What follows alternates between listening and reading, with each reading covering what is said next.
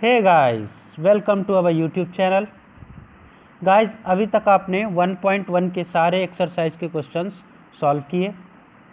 चलिए 1.2 के question solve करने के लिए आपको इसके कुछ कॉन्सेप्ट्स जानने ज़रूरी हैं, और उन कॉन्सेप्ट्स को जानने के लिए आपको टाइप्स ऑफ सेट्स जानना ज़रूरी है। ठीक है, चलिए जानते हैं टाइप्स ऑफ सेट्स कितने हैं या क्या क्या होते हैं।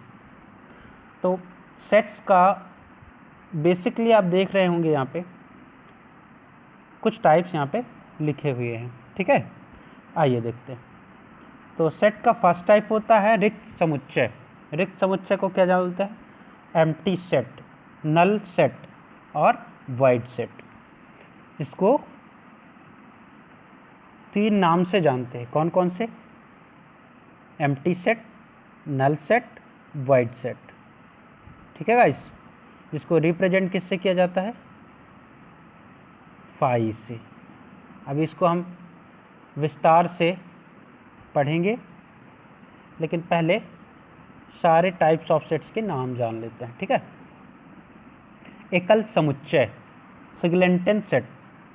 जैसा कि नाम से ही क्लियर हो रहा है यहाँ पे एकल। एकल मीन्स होता है सिंगल। सिंगल मीन्स ऐसा सेट जिसमें एक ही एलिमेंट हो। ठीक है, परिमित समुच्चय या फिनिट सेट। परिमित समुच्चय या फिनिट सेट। परिमित का मतलब होता है जिसकी कोई लिमिट हो या सीमा हो, जिसे हम काउंट कर सकते हैं, वो होता है फिनिट, राइट। तो ये हो गया परिमित समुच्चय। फिर है आपका अपरिमित समुच्चय, जिसको बोलते हैं नॉन फाइनाइट सेट, या इसको बोलते हैं इनफाइनाइट सेट। ठीक है, इसके बाद आता है समतुल्य समुच्चय। समतुल्य का मतलब होता है एक्विवेलेंट, एक्विवेलेंट सेट। समान समुच्चय, समान इन द सेंस इक्वल, जिनकी वैल्यू इक्वल हो। इसके बाद आता है डिसजॉइंट सेट। डिसजॉइंट सेट, इसी को हम बोलते हैं असंयुक्त समुच्चय या विसंघीय समुच्चय। ठीक, तो इतने सारे टाइप्स आपके 11th के कोर्स में सेट्स के हैं। चलिए इन्हीं को एक एक करके अध्ययन करेंगे। ठीक है, चलिए फर्स्ट टाइप देखते हैं, एम्प्टी सेट। एम्प्टी सेट से आपको एक बात क्लियर हो रही होगी कि ये एक ऐसा सेट है जिसमें कलेक्शंस जो होंगे वो ज़ीरो होंगे, या एक भी कलेक्शन सेट का बन नहीं पा रहा होगा, जिसमें ऐसा कलेक्शन जिसमें एक भी एलिमेंट ना हो, ऐसा हम बोल सकते हैं। ठीक है, वो क्या होगा? Empty set. तो इसको डिफाइन कैसे करेंगे? अ सेट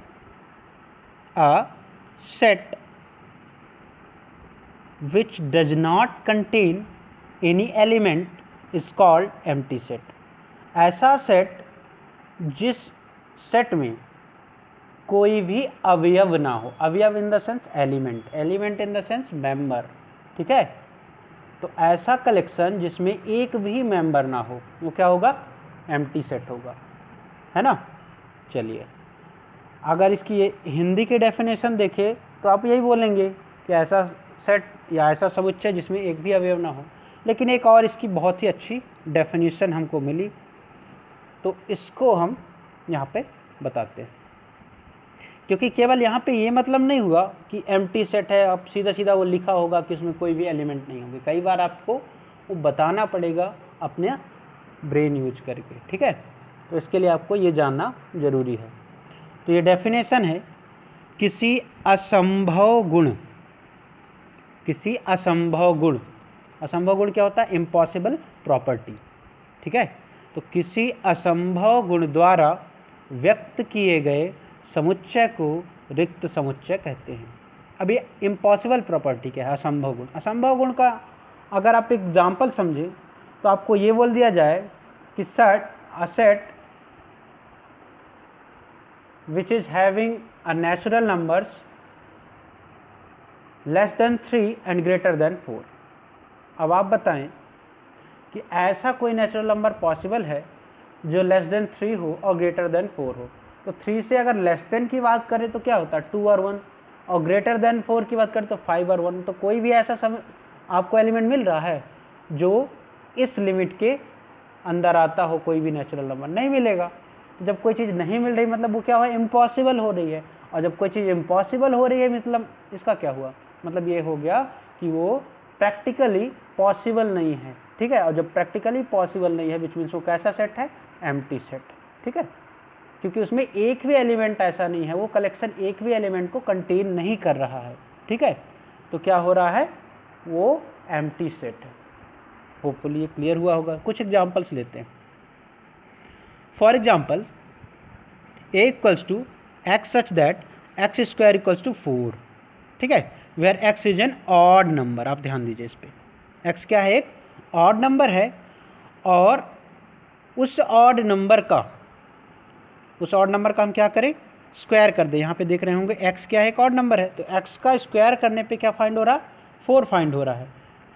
तो आप बताइए कि कोई ऐसा ऑड नंबर है जिसका स्क्वायर करने पर आपको 4 फाइंड हो जाए, ये तो पॉसिबल नहीं है। चलिए थोड़ा सॉल्व करके देखते हैं। जब आप एक्स स्क्वायर इक्वल्स टू 4 को सॉल्व करेंगे तो x की वैल्यू आएगी, ठीक है, दोनों तरफ क्या लेंगे, दोनों तरफ क्या करेंगे, स्क्वायर रूट लेंगे। स्क्वायर रूट लेंगे तो क्या होगा, x का स्क्वायर कैंसिल हो जाएगा, x बचेगा, उधर 4 का स्क्वायर रूट होगा तो क्या आएगा, +-2 होगा। आप जानते ही हैं कि जब भी किसी का आप स्क्वायर रूट लेते हैं तो उसका आंसर किस में आता है, प्लस माइनस में आता है, राइट।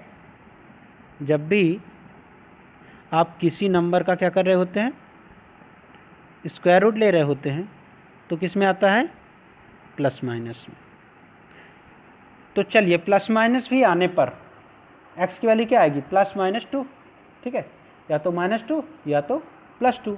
अब देखिए दोनों ही नंबर्स जो हैं, एक तो निगेटिव इंटीजर है, अगर आप 2 की बात करें तो 2 एक क्या है, इवन नंबर है। इवन नंबर होने की वजह से अब उसका स्क्वायर करें तो हमको 4 मिले, तो वो तो मिल जाएगा, लेकिन ऑड नंबर कोई ऐसा बना है आज तक जिसका स्क्वायर करे और 4 मिल जाए, ये तो पॉसिबल नहीं है। तो ये क्या हुआ, इम्पॉसिबल प्रॉपर्टी हुई। और अभी थोड़ी देर पहले मैंने डेफिनेशन में बताया था कि अगर कोई इम्पॉसिबल भी प्रॉपर्टी आ रही है जो प्रैक्टिकली संभव नहीं है, प्रैक्टिकली पॉसिबल नहीं है, तो फिर वहाँ पे क्या किया जाता है, वो एक एम्प्टी सेट होता है, ठीक है। एम्प्टी सेट को रिप्रेजेंट कैसे करते हैं गाइस, एम्प्टी सेट को रिप्रेजेंट करने के लिए ये होता है फाई का साइन, ठीक है, ये साइन हम यूज करते हैं। इसको कौन सा फॉर्म बोलते हैं, आपने पढ़े हैं, सेट्स के रिप्रेजेंटेशन के 2 फॉर्म होते हैं, रोस्टर फॉर्म और सेट बिल्डर फॉर्म। तो इसको हम कह सकते हैं कि ये एक रोस्टर फॉर्म है फाई एम्प्टी सेट को रिप्रेजेंट करने के लिए, ठीक है। इसको एक और सिंबल होता है कि आप केवल और केवल क्या बना दें, कर्ली ब्रैकेट। ध्यान रहे कर्ली ब्रैकेट के अंदर कोई सा भी एलिमेंट आप मेंशन नहीं कर सकते। अगर आपने कोई भी एलिमेंट वहाँ पे लिखा तो क्या हो जाएगा, एम्प्टी सेट नहीं होगा, क्योंकि उसके अंदर एक एलिमेंट आ जाएगा, फिर चाहे आप 0 ही क्यों ना लिख रहे हों। अगर आपने 0 भी लिख दिया तो भी वो क्या होगा, एम्प्टी सेट नहीं होगा, क्योंकि 0 एक एलिमेंट हो गया उस कलेक्शन का, ठीक है। तो आप 2 तरीके से इसको क्या करेंगे, मेंशन करेंगे या डिनोट करेंगे। कौन कौन सा, एक तो ये फाई जिसको ग्रीक लेटर, ये जो ग्रीक लेटर है, ठीक है, दूसरा ये आपके कर्ली ब्रैकेट, ठीक है। 2 तरीके से आप एम्प्टी सेट को रिप्रेजेंट कर सकते हैं। चलिए एक और एग्जांपल देखते हैं। सेकंड एग्जांपल है आपका b equals to what, x such that x is a natural number. x क्या है, एक नेचुरल नंबर है, ठीक है। अब मैं बार बार बोल चुका हूँ, जब भी यहाँ पे प्रॉपर्टी दे तो आप सबसे पहले तो उसी पे ध्यान लगाएं, बाद में जो लिमिट होगी वो देखेंगे। x क्या है, एक नेचुरल नंबर, ठीक है। अब वो नेचुरल नंबर कैसा है, ग्रेटर देन 2, मतलब 2 से बड़ा हो, ठीक है, greater than 2 but less than 3। अब कोई भी ऐसा नेचुरल नंबर पॉसिबल है क्या जो 2 से ग्रेटर हो और 3 से लेस हो। आप जानते हैं ऐसे केवल रियल नंबर्स ही हो सकते हैं जो 2 से ग्रेटर हों और 3 से लेस देन हों, है ना। कोई भी नेचुरल नंबर पॉसिबल नहीं है जो 2 से क्या हो, ग्रेटर हो और 3 से लेस देन हो, क्योंकि 2 और 3 के बीच में नंबर्स तो लगभग बहुत सारे हैं, ठीक है। अब कुछ लोग को लग रहा होगा 2 और 3 के बीच में कहाँ से नंबर आ गए, तो सर जितने भी डेसिमल नंबर्स होते हैं आप उनको काउंट करने लगेंगे तो आप काउंट भी नहीं कर पाएंगे, है ना। फ्रैक्शन में इतने सारे नंबर हैं 2 और 3 के बीच में जिनको हम काउंट भी नहीं कर सकते। तो नंबर्स तो होते हैं जिसको हम बोलते हैं रियल नंबर्स का सेट। रियल नंबर में क्या आते हैं, रियल नंबर किस तरह का सेट होता है, real number is a number of set which is containing rational and irrational numbers, है ना। रियल नंबर का सेट एक ऐसा सेट होता है जिसमें रैशनल नंबर्स भी होते हैं और इर्रेशनल नंबर्स भी, ठीक है। तो रैशनल नंबर क्या होते हैं आप जानते होंगे, ऐसे नंबर जिनको पी वाई क्यू के फॉर्म में आप बहुत पहली क्लास से पढ़ते आ रहे हैं, है ना। ऐसे नंबर जिनको पी वाई क्यू के फॉर्म में लिख सकते हैं where Q is not equals to 0। तो रैशनल नंबर हो सकते हैं जिनको हम बोलते हैं फ्रिक्शनल नंबर्स, ठीक है। दूसरे होते हैं इर्रेशनल नंबर, इस रैशनल नंबर जिनको हम पी वाई क्यू के फॉर्म में नहीं लिख सकते। फॉर एग्जाम्पल कौन से, √2, 2⁵3/2, फाई, पाई, ठीक है, फाई नहीं पाई। तो ऐसे नंबर्स ये क्या होता है, इर्रेशनल नंबर। तो ये सारे इर्रेशनल नंबर्स आते हैं। तो आप जानते हैं कि अभी मैंने बताया कि 2 और 3 के बीच में बहुत सारे नंबर्स होते हैं। चलिए वो तो फिर आगे आएगा अभी अगली एक्सरसाइज में, तो वो सब नॉलेज हम वहाँ पे यूज करेंगे। फिलहाल यहाँ पे नेचुरल नंबर्स पे आते हैं। तो नेचुरल नंबर आप जानते हैं 1 2 3 4 करके होते हैं। तो कोई भी ऐसा नेचुरल नंबर पॉसिबल नहीं है जो 2 और 3 के बीच में हो। तो हम कह सकते हैं कि एक इम्पॉसिबल प्रॉपर्टी है, और एक इम्पॉसिबल प्रॉपर्टी होने की वजह से क्या है, एक एम्प्टी सेट, ठीक है। होपफुली ये क्लियर हो गया होगा, ठीक है। इसको रिप्रेजेंट कैसे करते हैं, फिर से यहाँ पे एक बार मेंशन है फाई, और ये इसकी स्पेलिंग लिखी हुई है PHI, ठीक है। PHI कस्ट होता है फाई, और इसको इस तरीके से भी आप रिप्रेजेंट कर सकते हैं। कुछ स्पेशल पॉइंट्स हैं, इसको ध्यान से देख लीजिए आप, बहुत ही इम्पॉर्टेंट। तो पहला इम्पॉर्टेंट पॉइंट अगर आप देख रहे होंगे स्क्रीन पर, तो आप ये देख पा रहे होंगे कि A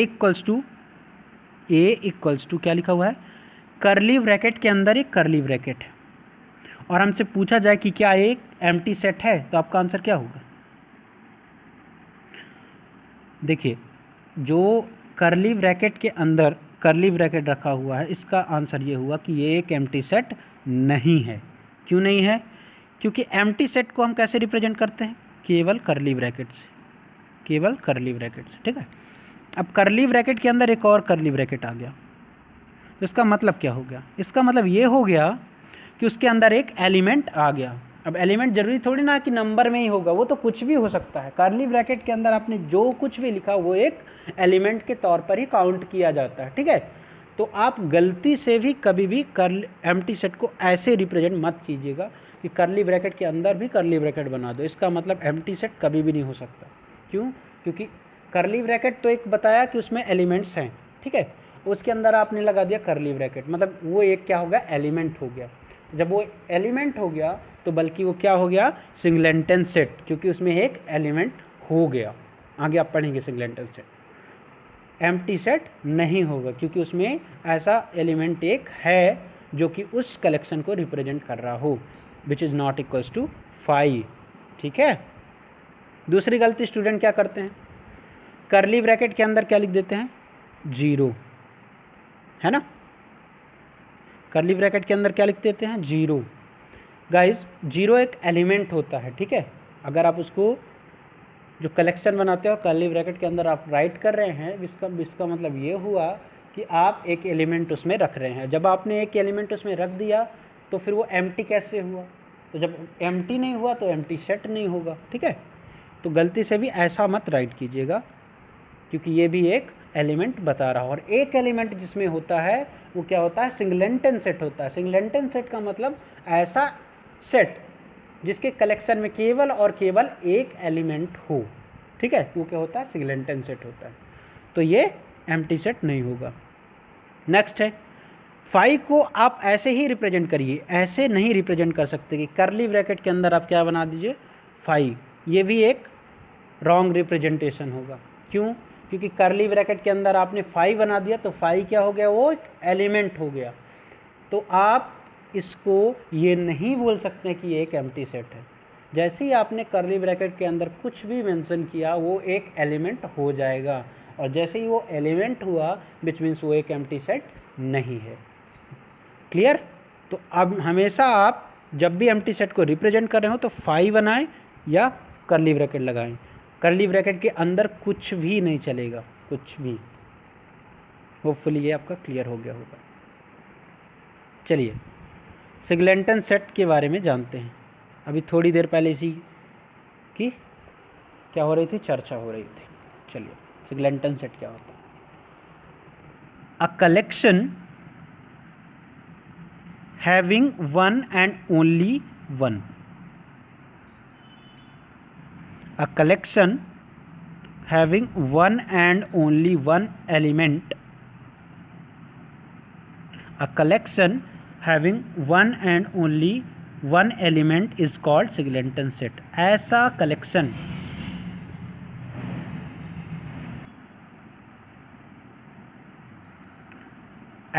कलेक्शन जिसमें केवल और केवल एक अवयव होता है एकल समुच्चय कहलाता है। एकल समुच्चय को ही हम क्या बोलते हैं, सिगलेंटन सेट। सिगलेंटन से नाम ही पता चल रहा है कि उसमें कितने एलिमेंट होंगे, केवल और केवल सिंगल एलिमेंट होगा। सिंगल एलिमेंट का मतलब केवल एक ही अवयव होगा, उसको हम क्या बोलेंगे, सिगलेंटन सेट। चलिए कुछ एग्जांपल्स ले लेते हैं। अ collection of female prime ministers of India. इसका आंसर आप कमेंट बॉक्स में दीजिएगा। अ collection of female prime ministers of India. आप बताइए कि अभी तक 1947 के बाद से, जब से प्राइम मिनिस्टर्स इंडिया में बनते आ रहे हैं, ठीक है, तो कितने फीमेल प्राइम मिनिस्टर्स हुए हैं? कितने फीमेल प्राइम मिनिस्टर्स हुए हैं? ऑब्वियसली एक ही फीमेल प्राइम मिनिस्टर्स हुई हैं। कौन फीमेल प्राइम मिनिस्टर हुई हैं? श्रीमती इंदिरा गांधी जी या मिसेस इंदिरा गांधी जी, ठीक है।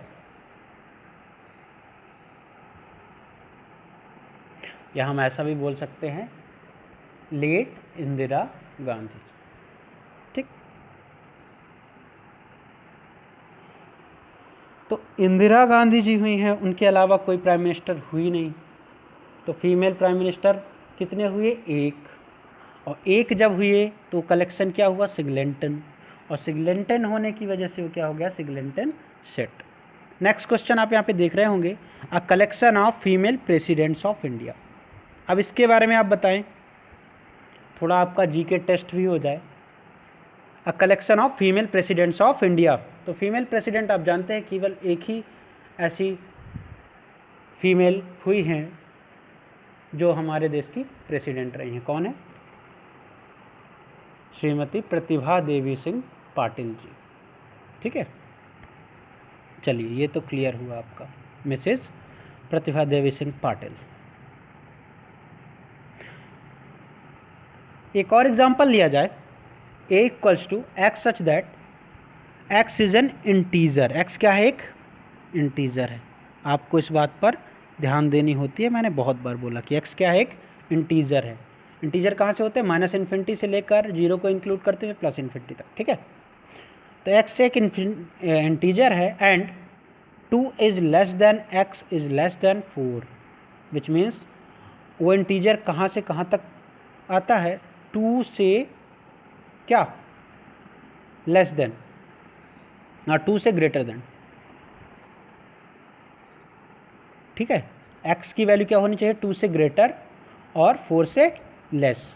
तो 2 से ग्रेटर और 4 से लेस। आप ये बताइए, 2 से बड़ा और 4 से छोटा ऐसा कौन सा इंटीजर है? तो आपका आंसर होगा 3, राइट। और एक ही एलिमेंट है जो कि क्या है? इंटीजर है। अदरवाइज फिर सब क्या हो जाते हैं? डेसिमल, फ्रैक्शनल, ये सब नंबर्स हो जाते हैं। तो इंटीजर केवल कितने हैं? एक ही है, जिसको हम बोलते हैं 3। तो सिंगल एलिमेंट होने की वजह से क्या हो गया? सिगलेंटन सेट, ठीक है, या एकल समुच्चय। चलिए next question, finite set. A collection containing countable limited finite number of elements. आप हैविंग बोल सकते हैं, हैविंग थोड़ा ऑड लगता है इसलिए कंटेनिंग सेट के लिए सही रहता है। तो क्या लिखेंगे? अ कलेक्शन कंटेनिंग काउंटेबल, जिसको हम काउंट कर सकते हैं, लिमिटेड, ठीक है, या फाइनाइट नंबर ऑफ एलिमेंट्स। ऐसा समुच्चय जिसके अवयवों इन द सेंस एलिमेंट्स उस कलेक्शन के मेंबर्स की संख्या निश्चित हो या सीमित हो। ठीक है, निश्चित मतलब जिनको हम काउंट कर सकते हैं कि फिक्स्ड हो, एक तरह से कि इतनी ही है, हम इसको काउंट कर सकते हैं। ऐसा समुच्चय जिसके अंत तक के अवयव की गणना की जा सकती है। यहाँ पर ये भी एक अच्छी डेफिनेशन है। अंत तक के अवयव मतलब हमको पता हो कि यहाँ से स्टार्ट हुई है तो अब उसका लास्ट जो है यहाँ पे है, उसको भी हम काउंट कर सकते हैं। तो क्या हो गया, फाइनाइट सेट हो गया। फॉर एग्जांपल 1 2 3 4, तो आपको पता है कि इसमें कितने एलिमेंट है, 4 एलिमेंट है। इसी तरीके से AEIOU ये भी एक क्या हुआ, फाइनाइट है, हमको पता इतने ही है। हाँ, एक स्पेशली मेंशन करना बहुत ज़रूरी है कि एम्प्टी सेट भी क्या होता है, एक फाइनाइट सेट होता है। Empty set is also finite set. Why? Because देखिए, एम्प्टी ऐसा सेट नहीं है जिसको हम बोल सकते हैं कि बाप रे इतने एलिमेंट्स है, इसको तो हम जानते ही नहीं कहाँ से आ गए, है ना, ये काउंट ही नहीं कर सकते, ऐसा तो नहीं है। एम्प्टी सेट है मतलब उसमें कोई एलिमेंट नहीं है, तो हम उसको बोल सकते हैं कि हाँ ये फाइनाइट है या फिनिट है, जो भी आप प्रोनाउंसिएट करें। चलिए नेक्स्ट क्वेश्चन, इनफाइनाइट सेट। अब इनफाइनाइट नाम से ही क्लियर हो रहा है कि वो क्या होगा, असीमित होगा, जिसका कोई सीमा ना हो, लिमिटेशन नहीं होगी उसकी, इतने नंबर्स होंगे कि आप काउंट नहीं कर सकेंगे उनको। A collection containing uncountable number of elements is called infinite set. For example, set of all positive integers. अब जितने भी पॉजिटिव इंटीजर्स होते हैं, पॉजिटिव इंटीजर्स को और क्या बोल सकते हैं हम, सेट ऑफ नेचुरल नंबर्स, है ना। तो 1 से लेकर 1 2 3 4 dot dot dot and so on, इतने सारे नंबर से हम काउंट नहीं कर पाएंगे। तो जब हम काउंट नहीं कर पाएंगे मतलब वो क्या हुआ, इनफाइनाइट। हाँ, अब कुछ लोग क्या करते हैं, यहाँ पे 3 डॉट के बाद एक लिमिट लगी होती है और उसको समझ जाते हैं क्या है, ये इनफाइनाइट। डेफिनेशन में थोड़ी देर पहले बताया गया है कि हमको अंत का भी नंबर ना पता हो तभी वो इनफाइनाइट होता है। अगर अंत का नंबर पता चल गया, लास्ट वाला डिजिट, और बीच में भले ही हमारे 3 डॉट्स लगे हैं, इसका मतलब ये क्या हुआ, फाइनाइट सेट हुआ, ना कि इनफाइनाइट सेट। ठीक है, कुछ लोगों का कहना है साइंटिस्ट का, स्टार्स को भी काउंट किया जा सकता है। ठीक है, कुछ साइंटिस्ट का ऐसा मानना है कि स्टार्स को भी हम लोग काउंट कर सकते हैं, तो उसको अगर लेके चले तो उसके अकॉर्डिंग क्या होगा, ये भी फाइनाइट सेट होगा। कुछ लोग को आश्चर्य लगेगा, बट या आप बोल सकते हैं स्टार्स का जो कलेक्शन होगा वो फाइनाइट सेट होगा। ठीक है, according to some scientists. Equivalent set. अब ये एक्विवेलेंट सेट होता क्या है, इसके बारे में आप नेक्स्ट वीडियो में अध्ययन करेंगे। ठीक है, तब तक के लिए बाय बाय।